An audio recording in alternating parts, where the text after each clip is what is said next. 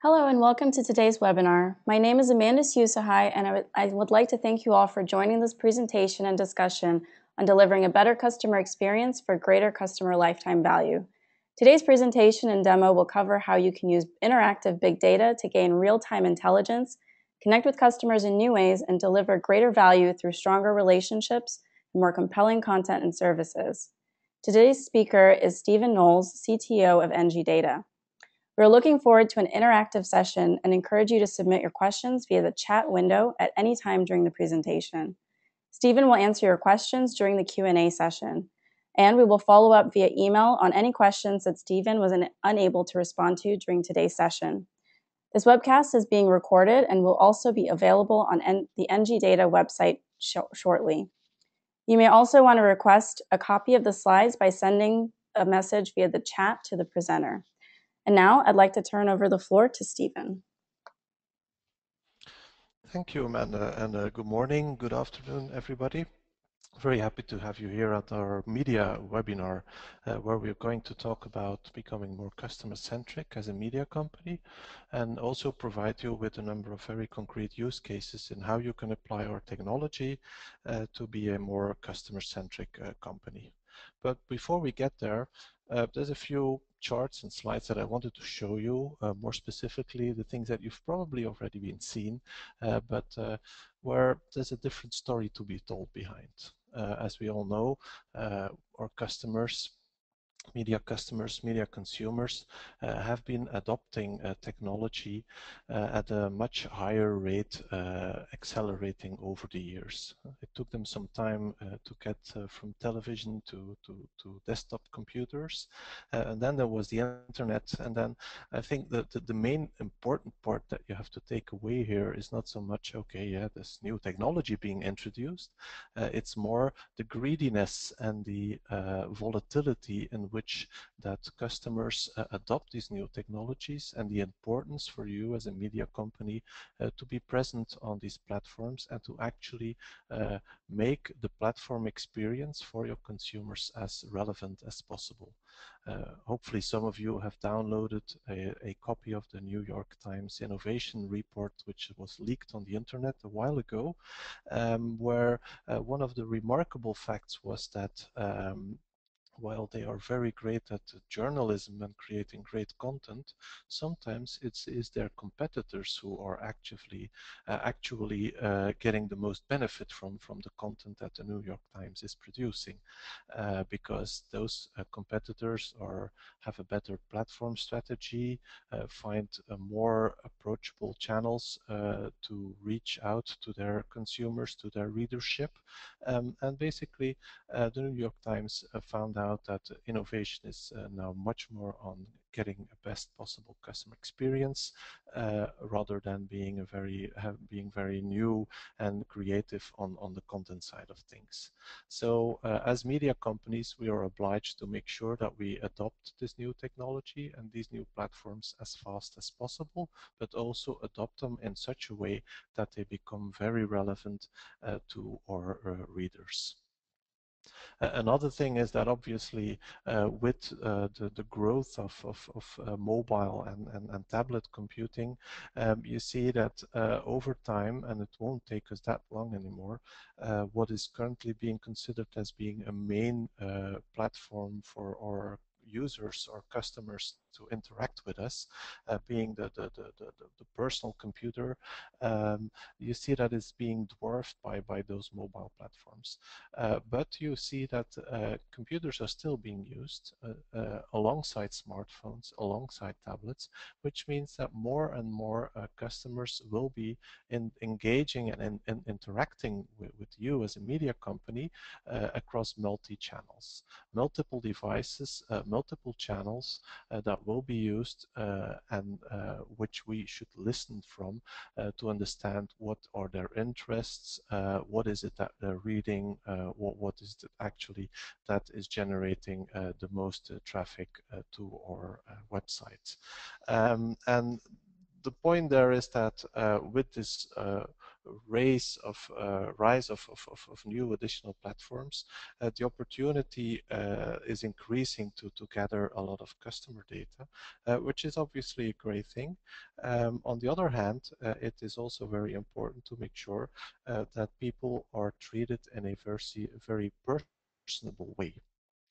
There's a report out there which has been doing some interviews with leading media companies out there, which all agreed on the fact that personalization is really a critical part of their future success or, yeah, obviously failure if they're not able to do that. Now, the point with personalization is not so much about personalized content, which has been a theme that has been talked about in the media industry for a long time, but has been getting quite some pressure both from the editorial side and also from a cost perspective. It is actually very hard to come up with great personalized content or publications. It's hard to implement in a technical way. It is also hard to implement in a business savvy way, because you don't want to lose the branding experience. You want to make sure that people visit your newspaper website, that people engage with you as a media company because of your brand, because of your content selection, the way your editorial people are working around the news and provide and creating a great product around that. So even after 10 years of let's do personalized publishing, you find out that media companies have still had a lot of problems to do personalization in a productive, beneficial way. Also, another thing is that the customer that we're trying to engage with is getting incredibly picky and is very sensitive on what kind of information, communication, and interaction he gets from you as a company. What you see is that with the new generation of young internet users, people who have never been outside of that system where there was some internet, was websites and that kind of things, this is basically the generation which has been using Facebook and Twitter as if it always has been there. And you see that they are very demanding on how you as a company connect with them. They are only interested in relevant information, in relevant service offerings, and they tend to switch very rapidly from one supplier to another one if they are not satisfied with your service or your product. That means that you have to be that you have to have a really deep understanding and a deep insight into each individual customer. You want to make sure that you understand their individual behavior. You want to understand also the context in which they are, because people tend to read different things and like different things depending on whether they are at work or they are on holiday. And they also, you have to be able to learn their preferences and affinities based on all this surrounding parameters. And that is basically what Lily, our product, is capable of. And that is basically also what we want to talk to you about during this webinar, how to realize some concrete use cases using Lily. So in a nutshell, it is very important to understand your customer, to really address him as an individual being, and to make sure that you are aware of the volatility and the dynamic context in which this customer is present. Now, what you find out is, even though we have been talking about big data technology for a long time now, a lot of business people are actually not very happy with technology in general as a driver for building more personalized content or more personalized publications. What you see is that there's a lot of technology out there.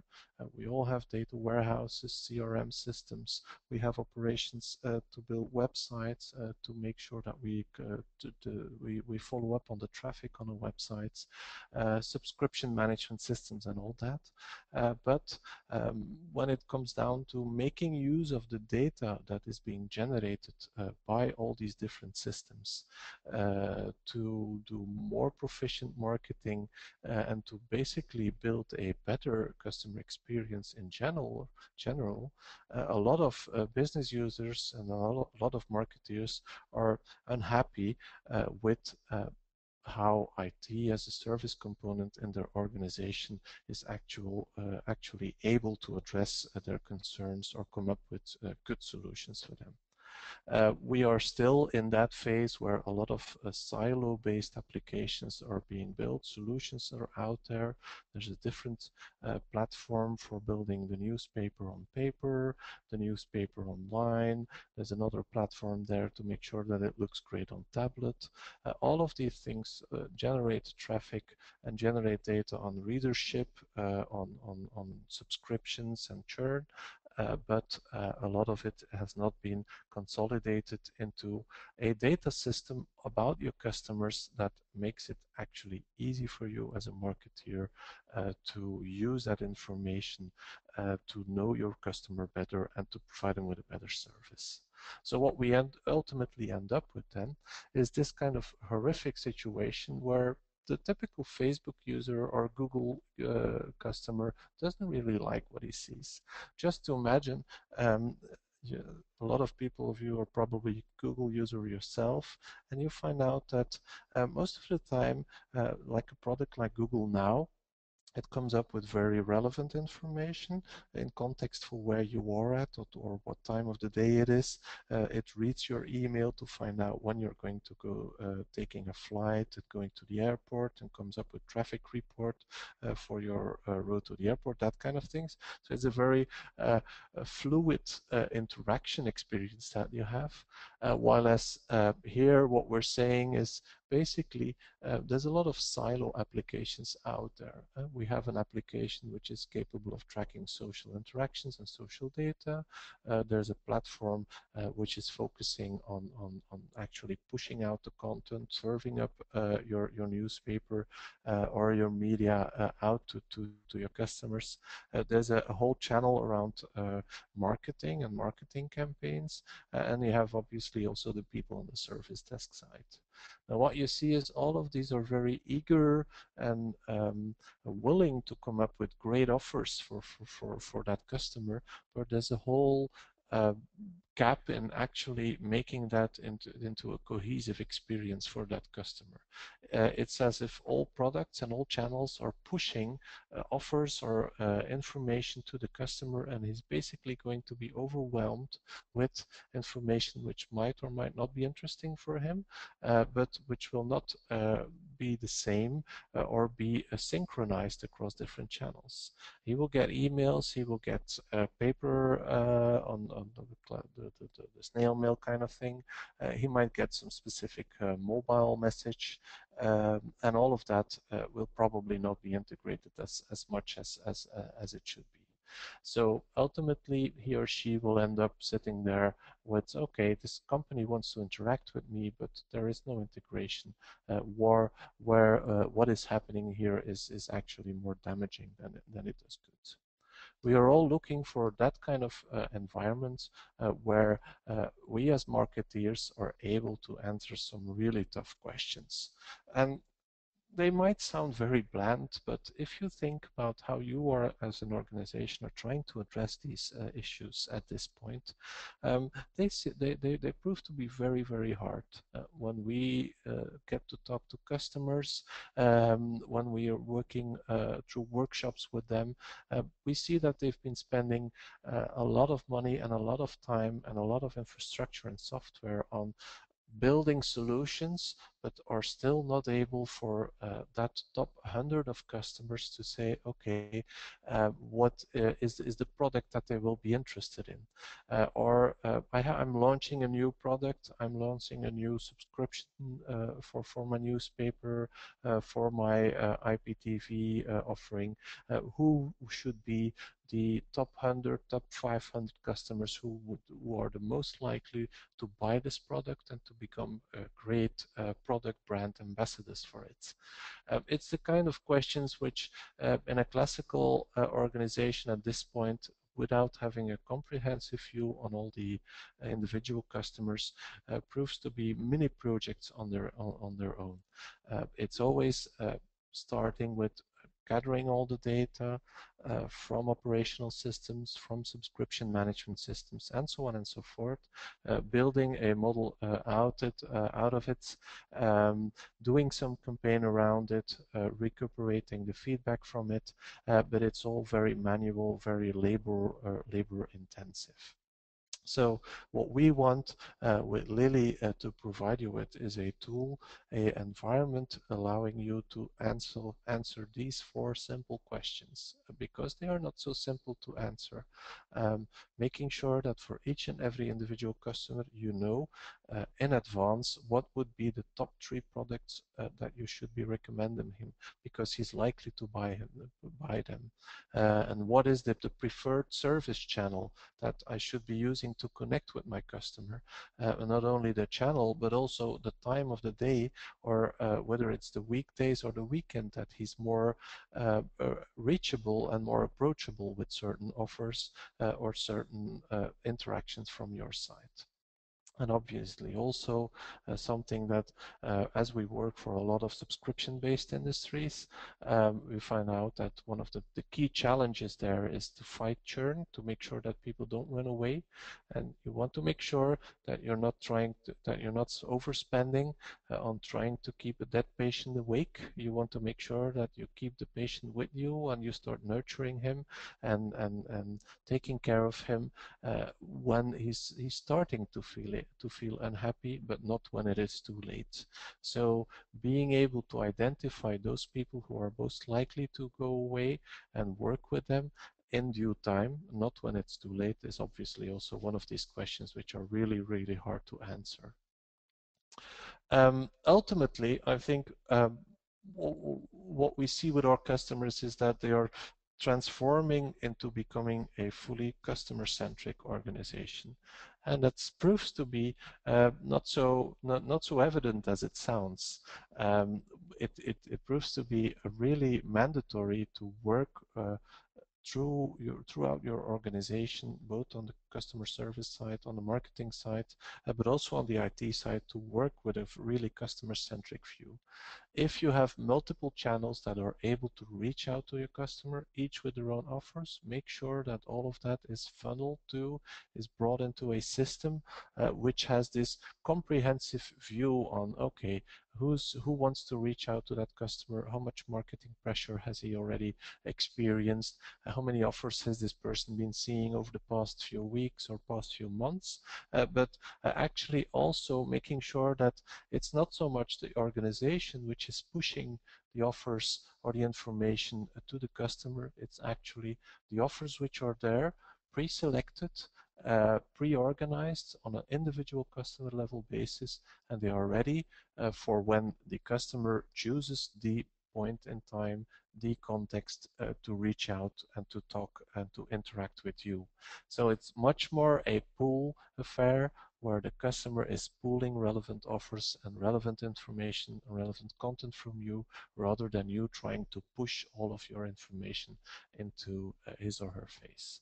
So the question is really to start thinking from the customer perspective, not so much I have a bunch of products and how can I sell them and how can I most efficiently add them, bring them forward to my customers. It's more of I have a pool of customers, and how can I use the data that they are generating for me on behavior, on subscription data, and so on.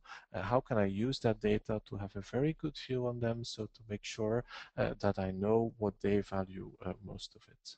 And this kind of approach is only possible if you approach the way you handle information in your organization, from origination to processing it, to actually making use of data in your organization for specific cases as personalization or acquisition management, checking a customer journey, predicting a customer journey.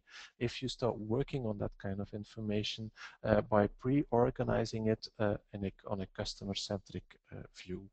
So, and that's basically one of the key things of Lily, of our product.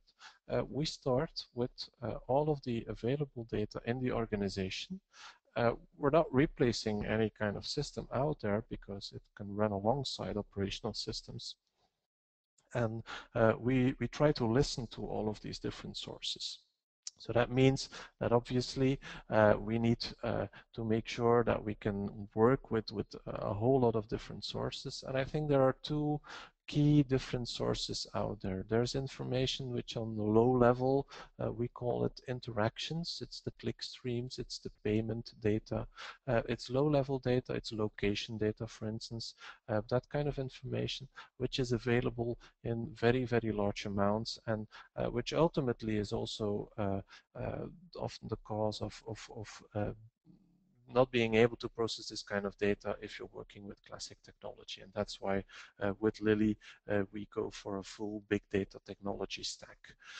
Now, this interaction data needs to be supplemented with additional pools of data that are already available in your organization.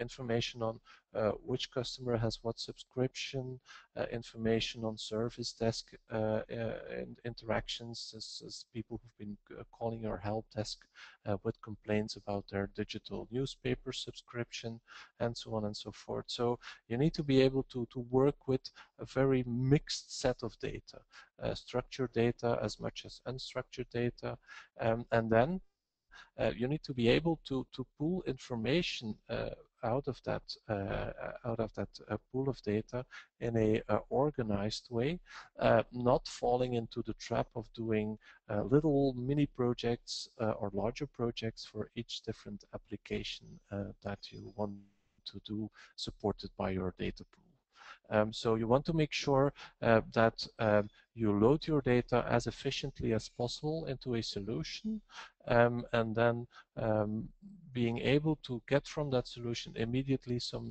interesting facts and metrics about your customer on a customer individual level. Using that information, you will then be able to have the data at your disposal at the time that the customer chooses to interact with you as an organization, and not the other way around, because you have for each of the individual customers, whether they are already known to you or anonymous people who are still investigating whether they want to be a customer of you. So you will have profiles for each of these customers available at all times, so that once he's there or she is there, once there is the time to really engage with it, with the customer, the data is there. And that's basically the three stages in how we structure our product Lily as well. We have a Lily Listen component, which allows you basically to connect with all of these information sources. We learn from that. And what we learn is basically a list of metrics. Metrics are descriptive parameters about, and there's actually thousands of them built into the product. And there could be simple ones, such as someone's age or someone's location, but there could be more advanced ones, such as what is the average amount of clicks that somebody has done in each of the available content categories on a weekly basis over the past 6 months. And basically all of that information is available on a real-time basis. So as soon as interaction data, which is ultimately audience behavior data, is coming in, Lily is continuously calculating and enriching the DNA. So it can start small with just one data source, but it gets smarter, the DNA, as the more data sources that you basically add to the mix. And of these 1,000 metrics, you can make use in the execution phase, where it becomes very, very easy to make selections on top of your audience database, your customer database, to really address those people who are in a specific situation. Also, the fact that this DNA is being calculated and continuously recalculated at all times allows you to really look into the trend and the change of the behavior of people. So you will be getting warnings or alerts when somebody's churn score is getting higher than usual. You will see immediately when somebody's spending or web visit behavior is actively declining. And being able to know and understand all of that on an individual customer level basis, and being able to identify these individual customers allows you obviously to act on it rapidly. Now, as Lily really sits in between your operational systems and your marketing execution systems, oftentimes it is tightly integrated and basically almost on a black box level. And that's why, to make that information, that DNA information, also available to the marketeer to build segmentation lists, to build target lists for those customers that he wants to focus on. Lily also consists of a web-based UI, allowing you to drill down into the specific DNA of each of the individual customers. If you want to know more about the Lily UI and the application, which is designed for a marketing audience as the primary user of the application, we will be scheduling another demo webinar soon, and there is also a little demo movie on our website showing you the highlights of the capabilities of the UI. But what sits at the back end of Lily is ultimately an individual customer DNA profile for each individual customer, with thousands of metrics, of which you see here a few: his satisfaction score, whether he is interested in business and economy news, and the rate he's interested in fashion, that kind of information. Being calculated and being updated literally for thousands of metrics on an individual basis at real time as soon as data becomes available. Now, what does this bring to you in terms of difference? What we see is that with a lot of these traditional, more analytical approaches to data-driven marketing, is that the marketer is able to find out what has happened and why in very much detail, but it's always after the fact. So he will be able to pull a report or to ask his IT team to build a report, or to ask the business intelligence team to build a report, which will be very interesting, but too late. With bringing more data and more real-time data into a system, you will get a more complete picture, but I think almost as important, and I think actually more important even when you look at the Lily design principles, is to make sure that that data is being updated in real time and is always available. So we're not looking into reports anymore. We're not looking into static data. We are looking into actionable data.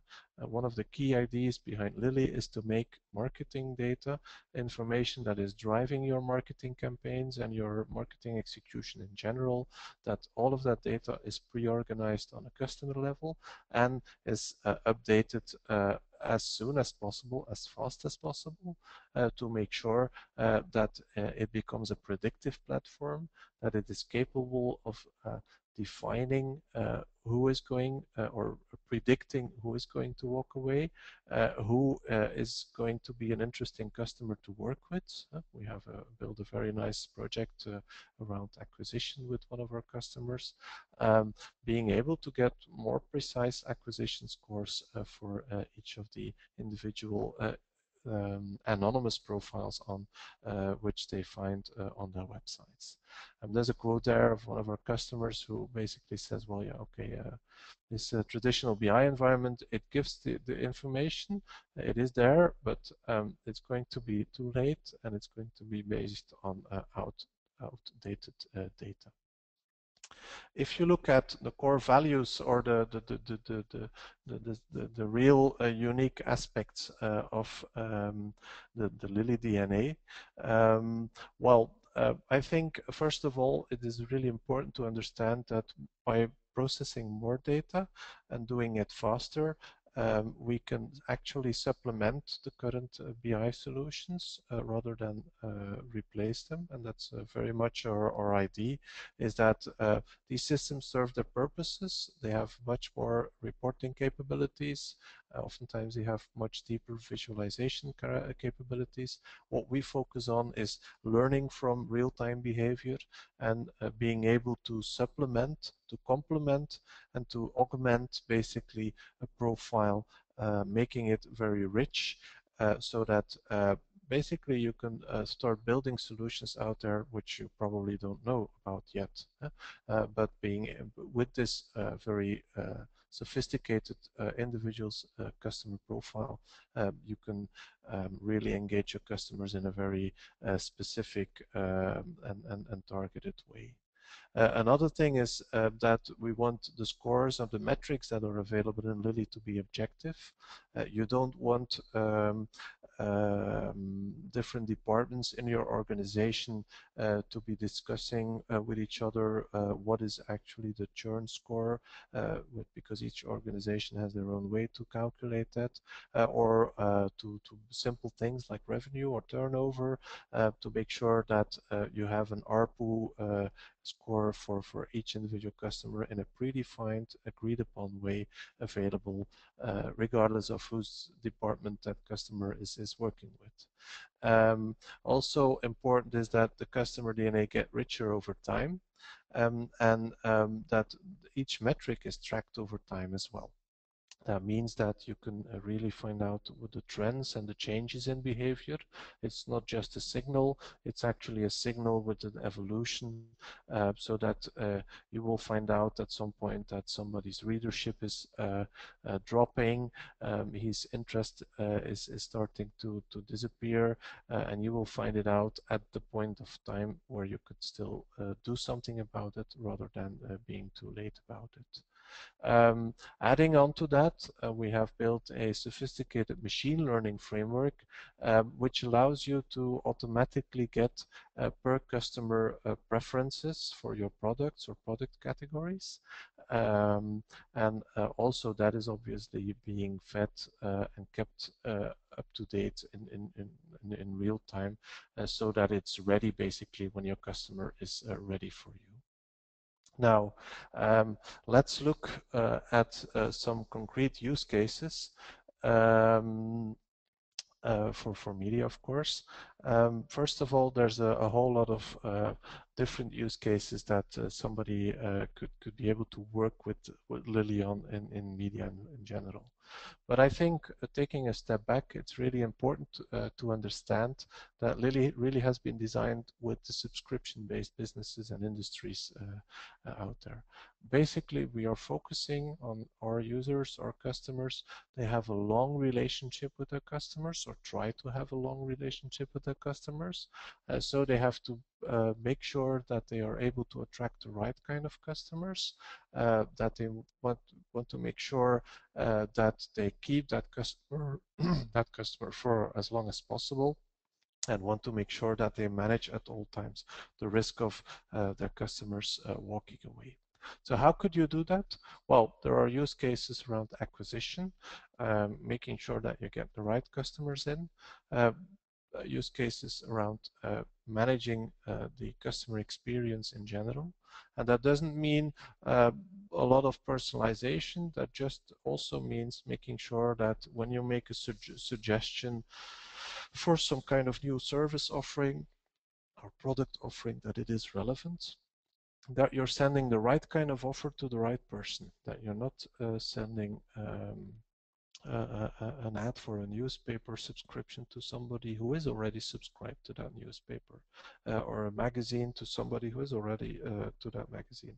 And also make sure that if you have a digital interaction platform with your customer, and most of you have a custom content management system alongside a digital experience center for your customers, that they can access really what you know about them, what you learned about their preferences or interests, and making sure that they really understand and experience you as being a very personable company, that you know in detail and up to date at all times what is actually driving them and what is of interest for them.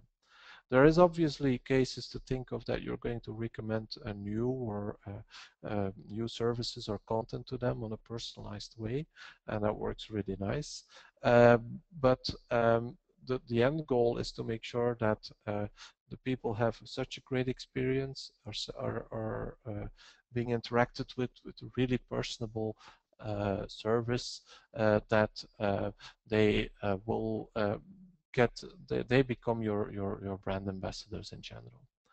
We have use cases around cross and upsell, obviously, just making sure that you're bringing with the right targeting those new products or those add-on products to the right customers. And then further down on the, if you look more on publishing companies, obviously you can work with ad exchanges, real-time bidding platforms to make sure that even the ads that they see are more relevant to them. So basically the idea is that you're going to spend less money on broad-based communication. You will be spending a little bit more money, but on a fewer number of customers, and that ultimately will yield a much higher return. Another specific one, which we wanted to talk to you about, is also the aspect of customer-centric audience dashboards, but I'll get that in a few slides, basically. So looking at personalized service, looking at what kind of data can be brought into Lily and become part of the customer DNA, as information from your applications that you might already have in the IPTV context. You have EPG data and video on demand, so the movies that people have been renting or buying on your platforms. You can supplement that with social demographic information, which you probably already have, the transactional data on the lower level, so the actual purchases, and then also everything about engagement, usage of your products. Bring all that information into Lily, build a customer view out of that in real time, and use that information to provide people with more personalized services. That could be guidance or alerts or messaging very relevant to them. For instance, making sure that you have in your video on demand section on your IPTV on their set-top box, they really find information about things that they're interested in. Not by doing very fancy recommendations yet, we'll get to that, but just by showing that you know and understand the customer. So that's one use case that we've been addressing with Lily. Another one is working with ad publishers, working with companies and ads to make sure that you position the right ad in front of the right customer. So that will help you in increasing your advertising revenues, but it'll also make sure that your customers will not be spammed with ads which they don't have any relationship with. The problem with a lot of the existing ad publication is that there is a big disconnect between the actual customer behavior, which is the kind of content that he likes, the kind of news articles that he's clicking on, and then ultimately the kind of ads that he has. Because, well, even in this Google AdWords world, or with more sophisticated ad bidding systems or ad exchanges, the kind of profiles that are being built about your customers are very broad based. So you have like 10, 15 different profiles of customers, and you cannot be very specific in how you approach them with advertising content. If you build your own customer profiles based on the behavior of the customers on your own property, and you can provide that information to an ad exchange in real time, that ad exchange will get more relevant profile data in real time from you, and will be able to put a more interesting message in front of the customer, possibly also making a distinction between that same customer using a mobile platform or his web browser, and so on and so forth. So again, here it is really important to make sure that you bring in all the transactional operational data, all the behavioral data in real time, build a customer profile, which we call the customer DNA out of that, and be able to provide that information to an execution system. That could be just a factual profile data, such as what kind of content categories that he's been clicking on, the kind of social demographic information that you're already aware of. But it could also be scores, propensity scores, the likeliness that somebody might be interested in a certain category, which we basically in Lily we call an affinity score. And within the DNA, you will find affinity scores for a lot of interesting categories of interest for each individual customer. Being able to put the right ad in front of the right customer using the right channel is also going to make sure that the cost of doing marketing around your customer profiles is going to be lowered as well. In general, one of the things that people always ask about when talking about big data in a media context, it's always about personalized content. And I do agree it is a really interesting case. Just making sure that you can bring that right content to the right customer. However, we also find out that it should be done in a very subtle way. And a subtle way makes it technically quite challenging if you're going to do it on a campaign basis, or you don't have a system which is able of pre-generating the personalized offers or personalized content in advance for your customer. And that's basically what Lily is going to help you with, going to make sure that people will spend more time on your website because they will be engaged and more engaged with really interesting content for them. And it's based basically on the same kind of information which is being brought into. So you will get location data, you will get just content utilization, the click data into Lily.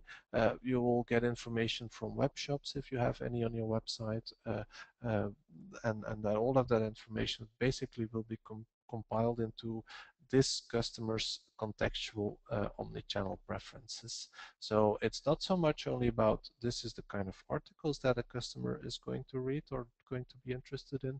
It's going to be this is the kind of articles or article categories based on location, time of day, any other context that you can add to the system, such as channel preferences, and Lily will be able to communicate to your publication system, your personalization system, to say, okay, for this customer, given this context, this is the kind of information that he or she is going to be interested in. Just being very effective on pushing that content out there based on that continuously updated profile. A last use case that we wanted to discuss with you is the ability to basically build audience-centric customer or activity dashboards based on your website. And I know this sounds very similar to what Google Analytics does, but you have to think about what Google Analytics is actually doing. First of all, Google is building the profile and you're not able to access it. So basically, you're giving away some of your profile information to another, often or sometimes even competing organization. The other thing is that Google starts from clicks on your website. That means that inherently everything Google does is content-centric. So what we've been working on with Lily is a number of projects where people build a dashboard based on a customer-centric organization of behavior. So we will create, generate, and detect customer profiles for each individual customer visitor on the website. We will then track what this visitor is or is not looking into, and we're going to run a dashboard on top of that, which is the other way around. It's totally the other way around than what Google does, but both from an editorial point of view as well as certainly from a marketing point of view, it proves to be very, very interesting. And this is actually a project we did with a number of media customers, actually even competitors, and that was a really great experience. Basically, we had a number of publishers or broadcast companies who each on their own had their own brands that they were with content publication basically. We were able to collect click streams of those different websites across different publishers and build customer profiles out of that. And there you get like a cross-brand publisher centric, customer-centric view, and it learned us all sorts of really interesting things if you were looking at the data. First of all, we found out that working on engagement and working on loyalty and working on content personalization or service personalization is really important because there is so much to be won there. The largest percentage of the users, and I suddenly see that it's dropped off the slide, but it's like 96% of the visitors of that project, and there were a lot of heavy traffic publishing media websites included in it. 96% of them only read 5 articles per day. So that means that if you want to make your message count, each page display or article display that you bring to your customer needs to be as personal as possible. That means, okay, he or she is interested in a certain article, so you need to get the article there, but you will want to make sure that, for instance, when it comes down to related articles, related offers, related ads, all this kind of things, all of that, starting from the first impression that you get with your customer, all of that is already personalized and made specifically relevant to him or her, because there's a good likeliness that it will be his last click on your website for that day. That also means that you cannot work with profiles which are a week old or a month old, because, well, they will just not visit you enough, and they will get quickly bored with how dynamic your interactions are with them. The other thing is that we found out that people have a very different behavior across different devices. So everybody's using a tablet or a mobile phone, and they're using it in the weekend, and they're using it in the evening hours. And what you find out is that those same people, because we're able to detect those same people across different channels, those same people then come back during office hours, over lunch, from their work PC. And you obviously want to combine both streams of behavior while building that customer profile.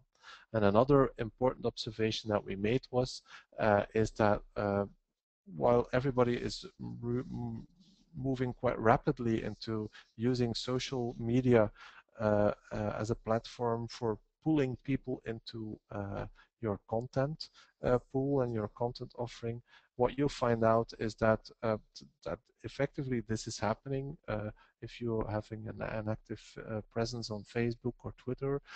It helps a lot in driving traffic to your publication platforms.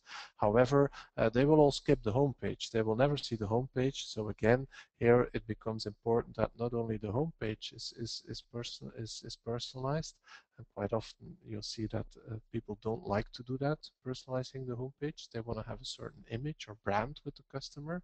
But that means obviously that you want to focus on the content or article, lower level articles or pages on your website even more to make sure that all of the relevant service offerings are available there and not only on the homepage. So that was a really interesting project we did with a number of competing publishers, and well, we learned a lot from it, and they learned a lot from it as well. And again, the really important thing here was that we started off building customer profiles, individual customer profiles, and we didn't start with a content-centric view. We're getting to the end of this presentation.